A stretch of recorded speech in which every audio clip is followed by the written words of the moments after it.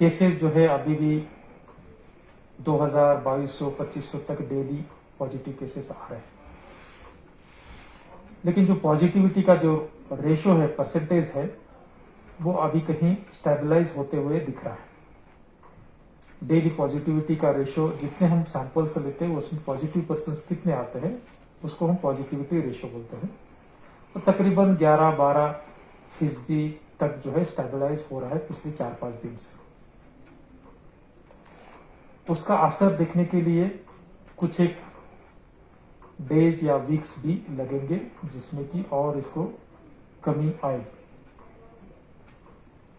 लेकिन तब तक जो कोविड का फैलाव हो चुका है उससे चलते डेथ्स का जो संख्या है डेफिनेटली सेम रह सकता है या कहीं उसमें मामूली बढ़ोतरी भी हो सकती है।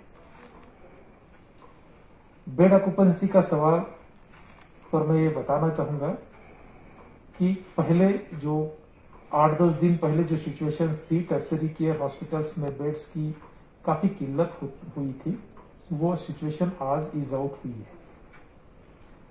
स्कीम शोरा, एसएमएचएस और जेवीसी, इसके अलावा बाकी सब हॉस्पिटलों में हमने बेड्स, ऑक्सीजन सपोर्टेड बेड की तादाद बढ़ा दी है। उससे चलते इनकी ऑक्यूपेंसी जो है 80-85% तक आ गई है। इवन आने वाले दिनों में और कम हो जाएगी। और उसके अपोजिट जो डिस्ट्रिक्ट हॉस्पिटल्स थे, जिले के सतह पर जो ऑक्सीजन सपोर्टेड बेड के जो इकदाम थे उसमें उतनी ऑक्यूपेंसी नहीं थी, हार्डली 15-20% थी। वो अब बढ़कर के जो है 40-45% तक आ गई।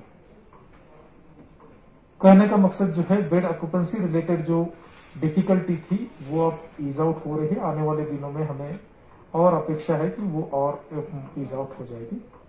जो होम आइसोलेशन में लोग रहते हैं उनके लिए एक स्पेशल किट जिसमें कि ऑक्सीजन सैचुरेशन मेजर करने के लिए डिवाइस, थर्मामीटर, टेम्परेचर मेजर करने के लिए कुछ एक कॉमन यूज वाला मेडिसिन और ये सब यूज करने के लिए एक एसओपी डूज एंड डोंट्स के तौर पर हर एक पॉजिटिव पर्सन को दी जा रही है। पिछले 3-4 दिन में उसमें थोड़ी सी दिक्कतें थी, लेकिन अभी जो है वो दिक्कतें कम हो गई है। हर एक पॉजिटिव पर्सन को कोविड किट जो है अपने घर में ही कंसर्न इंतजामिया से मिलने लगेगी, जिससे कि अपने घर में रहते हुए वो इलाज सही तरीके से कर सके। ऑक्सीजन का जहां तक सवाल है तो हमारे यहाँ 5 मैन्युफैक्चरिंग प्लांट्स है और 20 के करीब हॉस्पिटलों में ऑक्सीजन प्लांट्स लगे हुए। वादी की पोजीशन जो है ऑक्सीजन के चलते जो है काफी कंफर्टेबल पोजीशन में है।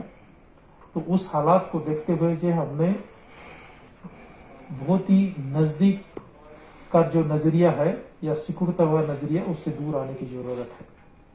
कहीं कुछ मीडियम्स में मैंने ये भी देखा है, कोई एलिगेशंस, काउंटर एलिगेशंस कि यहां कम हो रहा है दूसरी जगह ज्यादा हो रहा है, उसमें हमने पढ़ने की जरूरत नहीं है। तो मुश्किल का वक्त है, हमने जो है एक कंबाइंड एक वन फैमिली मिलकर के चलने की जरूरत है। कोई चीज अगर कम पड़ जाती है तो डेफिनेटली हम दूसरे से मांग सकेंगे और डेफिनेटली वो ही गवर्नमेंट करती है।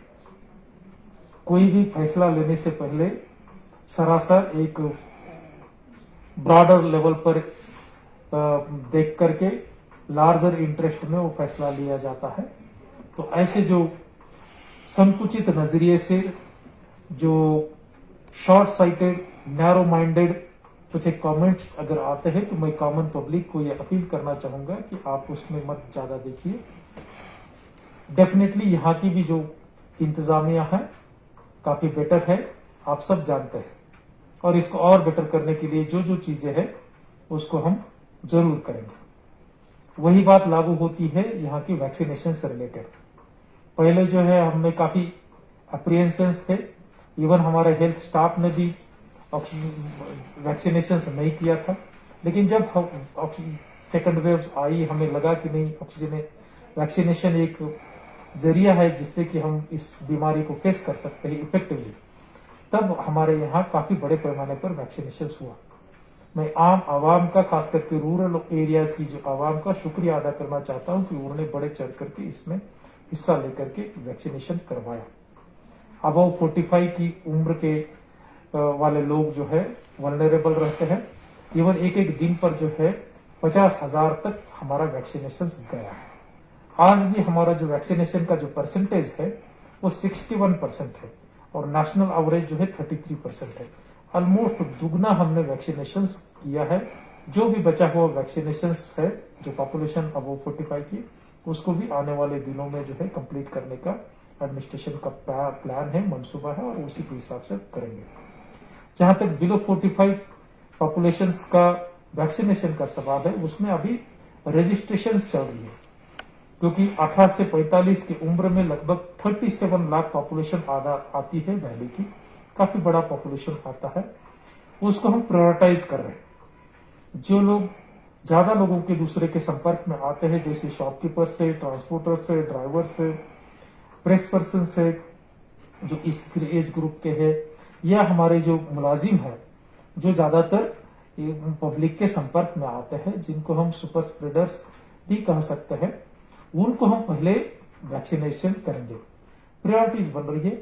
तब तक जो है बिलो 45 एज के लोगों को ऑनलाइन कोविन प्लेटफॉर्म पर जाकर के रजिस्ट्रेशन करना है। आप अपना रजिस्ट्रेशन करवाएं। जैसे ही रजिस्ट्रेशन कंप्लीट हो जाएगा, इसका प्लान भी रोल आउट हो जाएगा।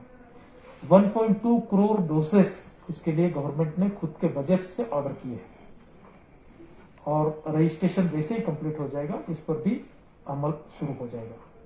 मैं फिर से एक बार वादी के सभी आवाम को इस बात का धन्यवाद देता हूं, शुक्रिया अदा करता हूं कि आपने गवर्नमेंट के जो इंस्ट्रक्शंस है कम्युनिटी लेवल पर स्प्रेड रोकने के और साथ ब साथ इंडिविजुअल लेवल पर जो इंतजाम करने हैं, mask related, hand sanitizer related, गर्दी के एरिया से दूर रहने से रिलेटेड, या जो कंटेनमेंट मेजर है उसमें घर में ही रहने से रिलेटेड आपने कंप्लाई किया है, उसके लिए मैं आपका शुक्रिया अदा करना चाहता हूं। और फिर से आपको गुजारिश करना चाहता हूं कि कोविड की जो अभी जो सेकंड वेव है, डेफिनेटली अभी उस लेवल तक नहीं आई है कि जिसमें हम रिलैक्स हो सके। अभी भी हमने वॉचफुल रहने की जरूरत है। काफी भयानक, काफी डेंजरस सिचुएशंस दूसरे इसमें है, डेफिनेटली उतनी नहीं आई है, लेकिन तो भी हमने इसको फेस करने के लिए सभी ने इंतजामिया का, एडमिनिस्ट्रेशन का सपोर्ट करने की जरूरत है, तभी हम कोविड को हरा सकेंगे। शुक्रिया, थैंक यू।